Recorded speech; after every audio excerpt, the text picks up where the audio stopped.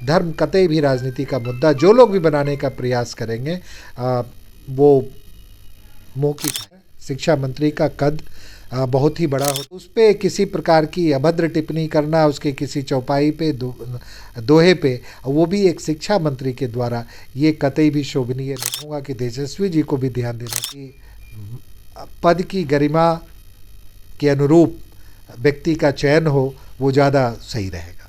नमस्कार, आप देख रहे हैं द बिहार झारखंड। मैं हूं अमित कुमार। एक बार फिर से आप सभी को मिलाने जा रहे हैं जदयू के विधायक राजकुमार सिंह से। हमारे साथ हैं, हम इनसे कुछ बात करेंगे। इस समय में जो है राम मंदिर को लेकर के लगातार चर्चा हो रहा है, लगातार जो है कई सारे जो है विपक्ष के लोग जो है, कांग्रेस जैसे है, ये सब विरोध कर रही है। इस तरह से आप भी सर जदयू से हैं और आप भी अभी विपक्ष में ही हैं, तो सर आप इस चीज़ को लेकर के क्या सोचते हैं? राम मंदिर बनने को लेकर क्या सोचते हैं सर? देखिए, भगवान राम का कोई विरोध नहीं कर रहा है, और एक हिंदू होने के नाते और सनातनी हिंदू होने के नाते राम का विरोध कहीं पे भी नहीं है। ये तो विरोध बताए जा रहे हैं आप जैसे बंधु हैं जो किसी न किसी चीज़ को लेके और उसका एक परसेप्शन क्रिएट कर रहे हैं कि राम का विरोध हो रहा है, मंदिर का विरोध हो रहा है। ऐसी कहीं कोई बात नहीं है। राम हम सभी लोगों के हैं, हम सभी राम। तो सबसे पहली बात मैं आपको ये बता दूं, जो मेरी थोड़ी बहुत जानकारी है, जो हम लोगों ने पढ़ा है शास्त्र में, कि राम मर्यादा पुरुषोत्तम भी रहे। और राम मर्यादा पुरुषोत्तम ये यूँ हुए कि उन्होंने जो समाज में कैसे रहना चाहिए, समाज में भाई भाई के साथ क्या संबंध होता है, माँ पिता पुत्र का क्या संबंध होता है, हर एक संबंधों की एक जो मर्यादा होती है उसको स्थापित करने में रामचंद्र की बहुत बड़ी भूमिका रही, बहुत बड़े वो उदाहरण रहे। इसीलिए उनको मर्यादा पुरुषोत्तम कहा गया, पुरुषों में उत्तम, मर्यादा के नाम पे। तो इसीलिए इवन जो दुश्मन और दोस्त के बीच का संबंध है, आप जब देखेंगे कि जब रावण का वध हुआ और उसके बाद उनके गुणों को लेकर उन्होंने अपने लक्ष्मण भाई को कहा कि इनके पास बैठो और इनसे भी कुछ सीख ले लो इनकी। तो राम इन सारी चीज़ों को देखते हुए जिस मर्यादा की उन्होंने स्थापना की, तो वो सभी के आदरणीय हैं, पूजनीय हैं, अनुकरणीय हैं उनकी बातें। तो उनका विरोध होना या उनके नाम पे जो मंदिर बन रहा है उसके विरोध का कहीं कोई कतई सवाल नहीं है। उनके नाम का राजनीतिकरण करके, चाहे उनके विरोध में अथवा उनके पक्ष में जो भी ये कार्य कर रहे हैं, वो सब देश की जनता के साथ गद्दारी कर रहे हैं। क्योंकि राजनीति का मुद्दा कभी धर्म होना नहीं चाहिए, मेरा ये मानना है। धर्म हमारी राजनीति का मुद्दा नहीं हो सकता। राजनीति का एकमात्र मुद्दा होना चाहिए विकास, सामाजिक सद्भाव, समरसता। ये राजनीति का मुद्दा होना चाहिए। धर्म कतई भी राजनीति का मुद्दा जो लोग भी बनाने का प्रयास करेंगे वो मुँह खाएंगे अपनी। सर तेजस्वी यादव जो हैं उप मुख्यमंत्री हैं हमारे, उनका कहना है कि राम मंदिर के जगह जो है अस्पताल का निर्माण कर देना चाहिए। तो आप इस चीज़ को लेकर क्या सोचते हैं सर? आप एक हिंदू धर्म से आते हैं सर। देखिए, मैं नहीं मानता हूँ। मुझे लगता है मैंने तेजस्वी जी के बयान को सुना और मुझे लगा कि उनका जो आशय था कि राम मंदिर के साथ साथ, मैं वैसी बात पे आ रहा था, राम मंदिर के साथ साथ बहुत ही अच्छा कार्य है, बहुत ही सराहनीय कार्य है, लेकिन उसके साथ साथ जो बुनियादी ज़रूरतें हैं, अस्पताल है, स्कूल है, इन सारी बुनियादी चीज़ों का भी निर्माण होना चाहिए और उसके प्रति भी सरकार का, केंद्र सरकार का तवज्जो होना चाहिए। उनका कहने का आशय यही था। उनका कहने का आशय ये नहीं था कि राम मंदिर ना बने और राम मंदिर की जगह अस्पताल बन जाए। ये तो परसेप्शन मीडिया का एक जो ग्रुप है वो इसी तरीके का परसेप्शन क्रिएट करता है ताकि लोगों में इस तरीके का एक डिवीज़न क्रिएट करके अपना राजनीतिक जो उनका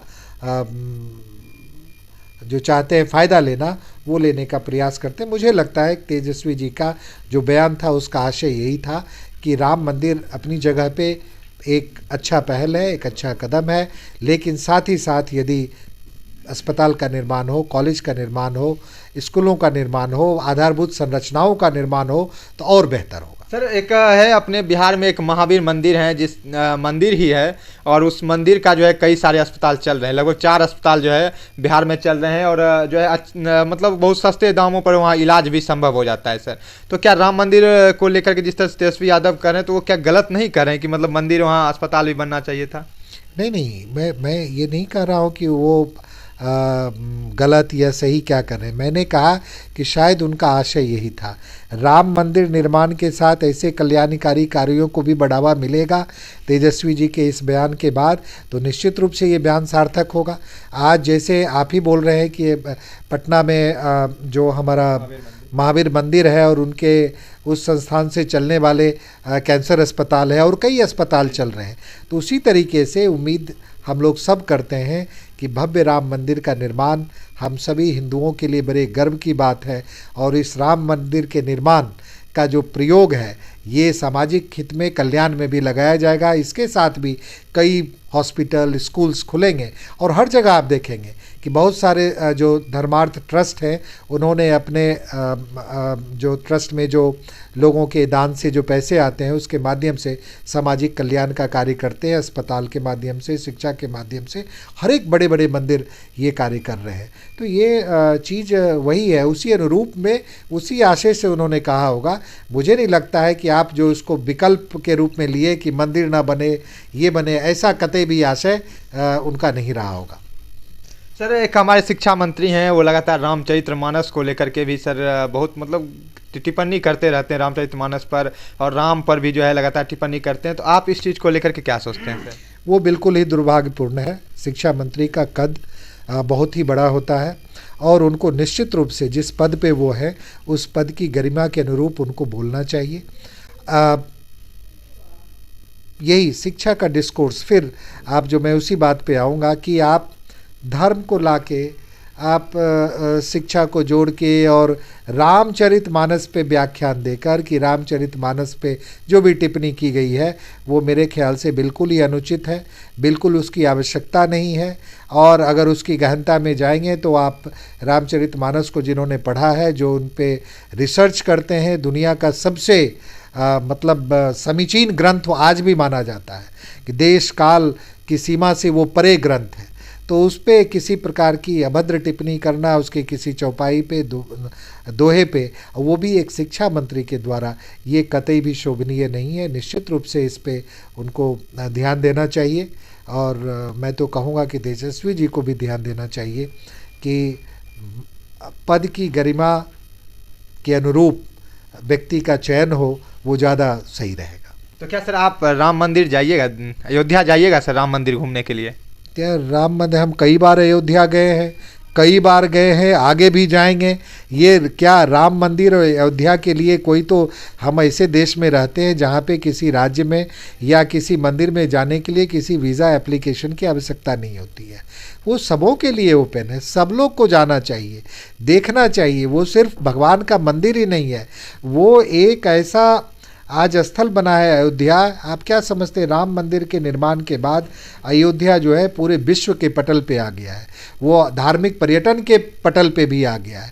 तो ये बहुत सारी बात, इसके साथ जुड़ी हुई बहुत सारी आर्थिक गतिविधियां भी तेज होंगी, लोग देश विदेश से लोग आएंगे, देखेंगे।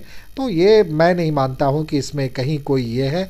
हम सबों के लिए राम मंदिर एक गर्व का विषय है और कोई भी मंदिर बने और इस देश में किसी भी प्रकार का कोई धार्मिक संस्थान बनता है, चाहे वो मंदिर हो, चाहे मस्जिद हो, चाहे चर्च हो, चाहे गुरुद्वारा हो, हर जगह पे लोग जाते हैं और हर जगह पे जाना चाहिए भी। जो धर्म के मतावलंबी हैं हर जगह जाते हैं।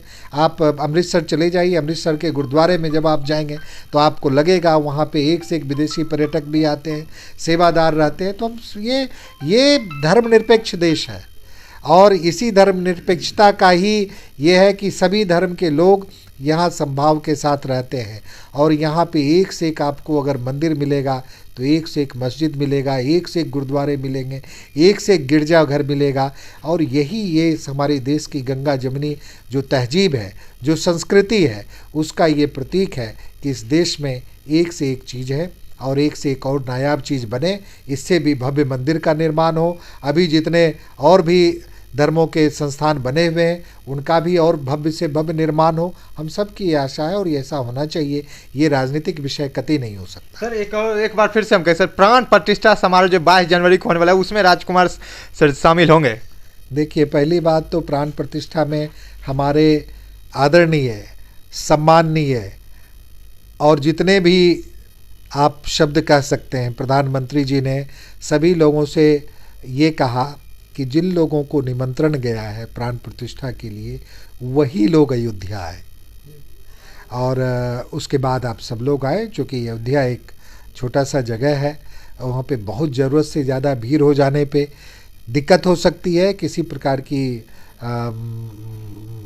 भी परेशानी कठिनाई लोगों को भी होगी। तो पहली बात तो ये है कि चूँकि हमें निमंत्रण भी नहीं है, लेकिन निमंत्रण की आवश्यकता भी नहीं है हम लोगों को। राम मंदिर जाने के लिए भी 22 जनवरी है, वहाँ तो प्रेरणा जगती है। आप तो जानते हैं, आप हिंदू हैं, हम सब हिंदू हैं। भगवान का बुलावा जैसे ही आता है आपकी प्रेरणा जग जाती है और आप पहुँच जाते हैं। क्या पता हमारी प्रेरणा 21 की रात्रि में जग जाए और 22 के सुबह में हम भी अयोध्या में हों, राम मंदिर के प्राण प्रतिष्ठा में हम भी शामिल हो जाएं। तो इसके लिए कोई जाना आना, ये मंदिर जाने आने का कोई मुहूर्त नहीं होता है। हम लोग जब भी जाना चाहेंगे जा सकते हैं वहाँ पे। थैंक यू सर, बहुत बहुत धन्यवाद।